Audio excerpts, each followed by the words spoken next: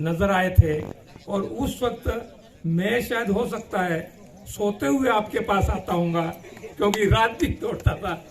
लेकिन आप छोटे छोटे प्यारे प्यारे बच्चे रात को 1-1 बजे जगते थे और 1 बजे जगते थे और बोलते थे, क्या बोलते थे?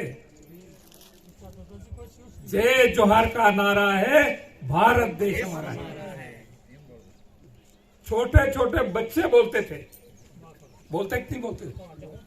तो अब मैं आपके बीच में दोबारा आप सबसे निवेदन कर रहा हूं कि जय जोहार का नारा है, भारत देश हमारा है। थोड़ी थोड़ी आवाज कम आ रही है। अरे जय जोहार का नारा है, भारत देश हमारा है। एक तीर एक कमान, आदिवासी एक समान। मैं ये इसलिए बोल रहा हूं कि हम 75 साल से, 75 नहीं 76 साल, यानी कि 80 में 4 साल कम यहां अपने बैठे हुए हैं। उसमें 80 में 4 साल कम है, ऐसे कितने जने हैं? थोड़े से हाथ उठाओ।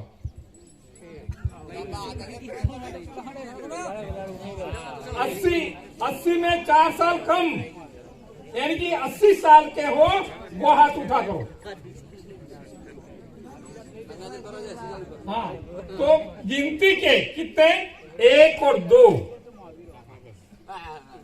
2, 3, 5 होंगे, इससे ज्यादा नहीं होंगे। मैं कहना क्या चाहता हूं कि हमारा देश आजाद हुआ उस वक्त 47 में हुआ और 76 साल हो गए, तो ये इनका जन्म उस वक्त हुआ होगा। तो इन्होंने, इनका जन्म तो पूरा हो गया। हम और कुदरत से कामना कर 10 साल 15 साल 20 साल और जिए वो। लेकिन मैं कहना क्या चाहता हूं कि 75 साल पहले, 76 साल पहले जो हालात हमारे थे वही हालात है अभी। आपने देखा होगा 75 साल पहले हम लोग देने वालों में थे, गांव में लोग देने वालों में थे, मांगने वालों में नहीं थे। तो 75 साल के बाद में सरकार ने क्या कर दिया? मांगने वाले बना दिया। हम देने वाले थे तो उन्होंने हाथ धरवा दिया। किया कि नहीं किया का? तो ये नीचे वाला हाथ अच्छा वाला है कि ऊपर वाला हाथ अच्छा है? तो हमको कौन सा बनना है? ऊपर वाला बनना है। ऊपर वाला हाथ बढ़ेगा तभी हम, जो ऊपर वाले हैं वो तो है कोई बात नहीं, लेकिन नीचे वाले हैं वो ऊपर आएंगे तभी हाथ देने वाले में आएगा। तो मैं कहना इसलिए चाहता हूं ये बात कि 75 साल पहले जो हम देने वाले थे वो आज मांगने वाले बना दिए। ये सरकार की नीतियों की वजह से हुआ। सरकार ने हमको पंगु बना दिया, इनकी योजना से पंगु बन गए। उन्होंने हमको हमारे से निकालने का समझा, निकाल के किया, सरकार को करोड़पति बनाया। केंद्र सरकार करोड़पति बन गई, राज्य सरकार करोड़पति बन गई, और हमारी हालत आज हम देख रहे हैं।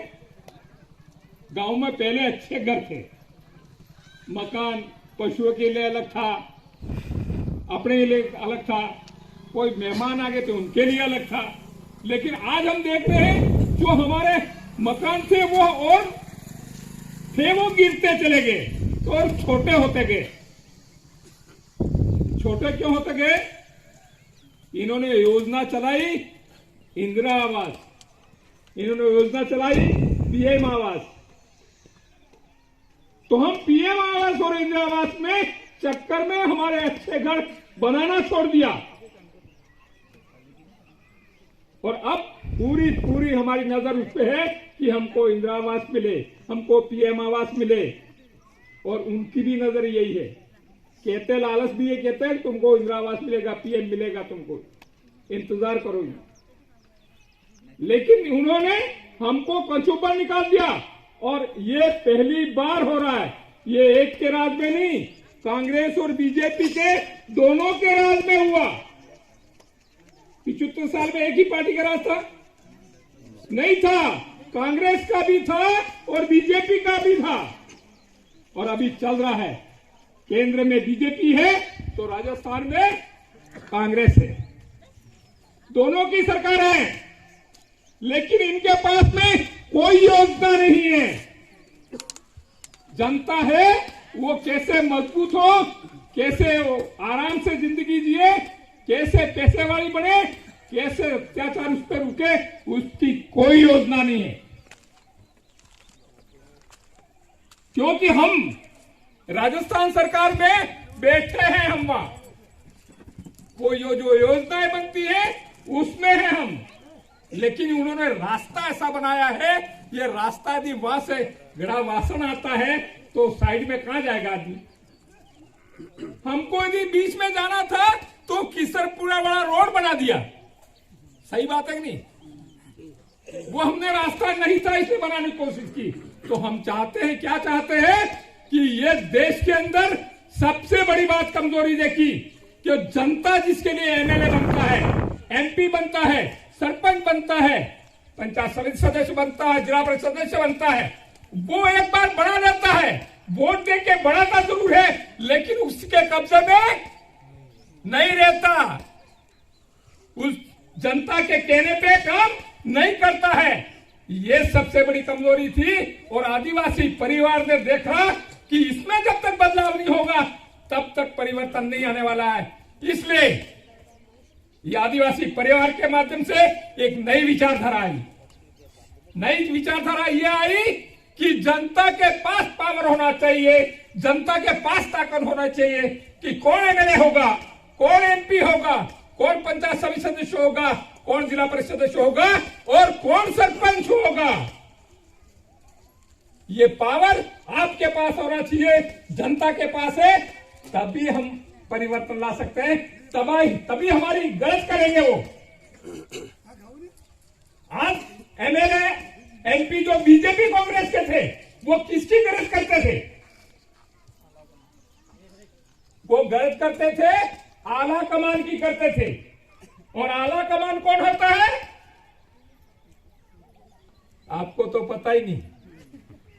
आला कमान कौन होता है तो आपका पता ही नहीं। वो आला कमान वो लोग हैं जो मेहनत करना नहीं जानते, जो करोड़पति लखपति हैं, वो लोग आला कमान हैं। वो तय करते हैं कि उनकी पार्टी का, कांग्रेस का किसको टिकट मिलेगा, वो तय करते हैं कि बीजेपी को किसको टिकट मिलेगा।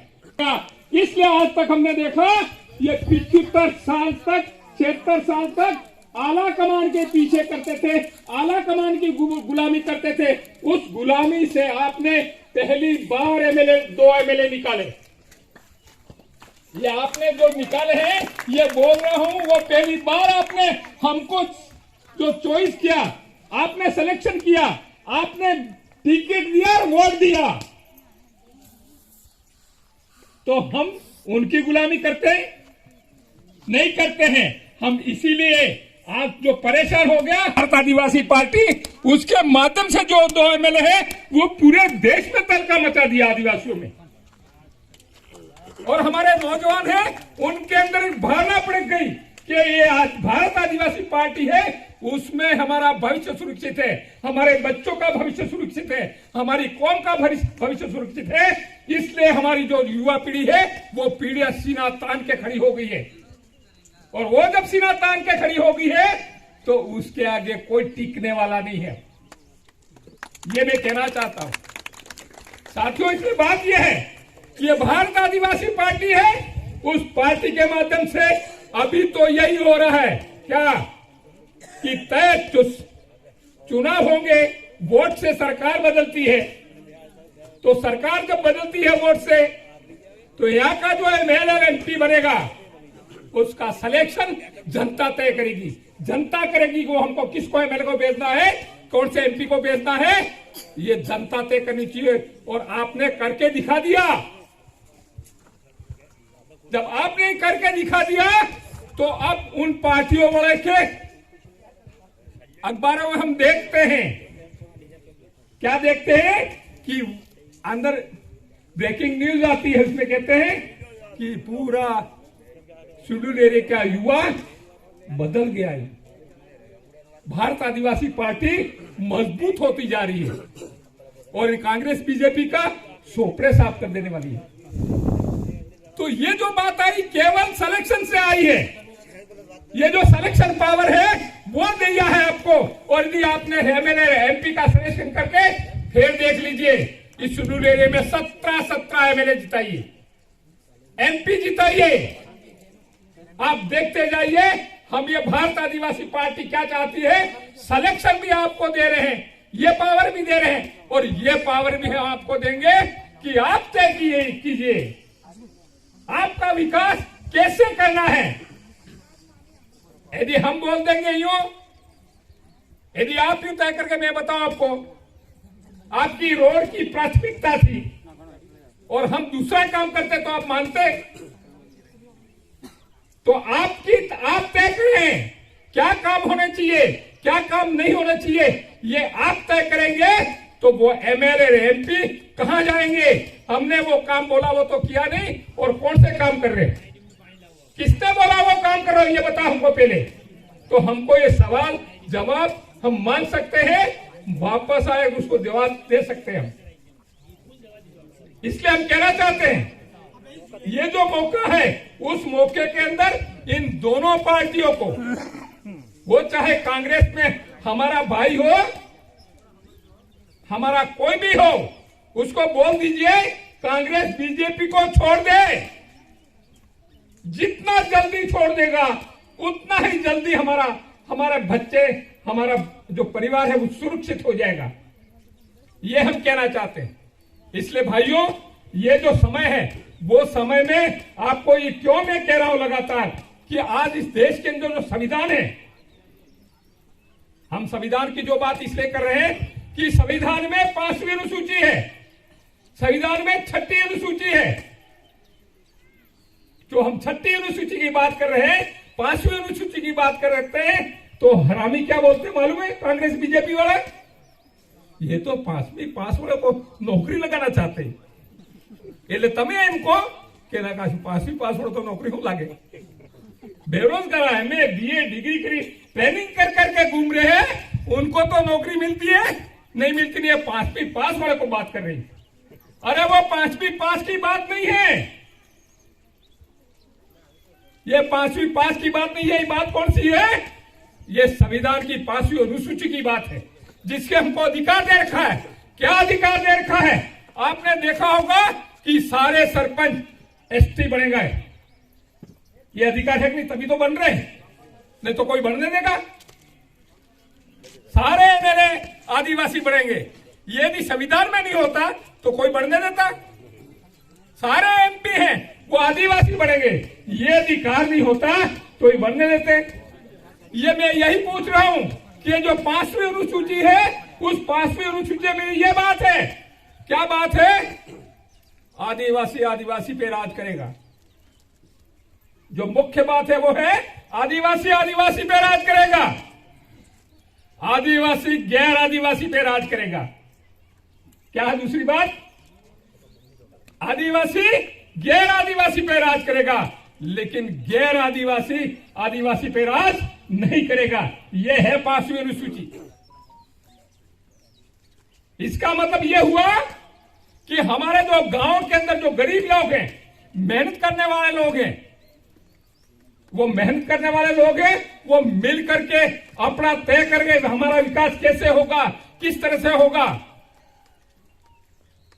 यदि हम इस संविधान की बात नहीं करते हैं, हमारी 6ठी अनुसूची की बात नहीं करते, तो आप देख लेना भाइयों, मैं इसलिए लगातार कह रहा हूं ये बात कि विधानसभा